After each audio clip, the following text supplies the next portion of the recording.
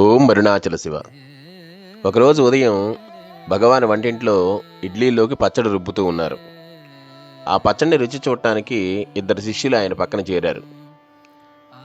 ఆయన చేతి నుంచి రుచి చూడటం కోసం కొద్దిగా పచ్చడి తీసుకొని దాన్నే ప్రసాదంగా భావిద్దామన్నది వాళ్ళ ఉద్దేశం. ఇద్దరు పచ్చడిని రుచి చూశారు. అంతా బాగానే ఉంది అనుకున్నారు. కానీ వాళ్ళిద్దరిలో ఒకరైనటువంటి సుబ్బరామయ్య మాత్రం ఉప్పు తక్కువైందన్నారు. ఆ మాట విన్నటువంటి భగవాన్ 2 దోసెలతోటి ఉప్పు తీసుకొని ఆ పచ్చడిలో అలాగే పోసేసి కలిపేశారు. వాళ్ళకి ఆశ్చర్యం వేసింది. ఎందుకు అంత ఉప్పు వేసి ఆ పచ్చడిని పాడు చేశారా అని. అయ్యో, శుభ్రమైన పచ్చడి అట్లా పాడైపోయింది, ఇప్పుడు ఇడ్లీలోకి ఏం వేసుకొని తినాలి అని చెప్పేసేసి వాళ్ళు మనసులోనే బాధపడుతూ భోజనశాలలోకి వెళ్ళారు. ఆ పచ్చడిని వడ్డించారు. ఆశ్చర్యంగా కొద్దిగా కూడా ఉప్పు ఎక్కువ కాలేదు, సరిగ్గా సరిపోయింది.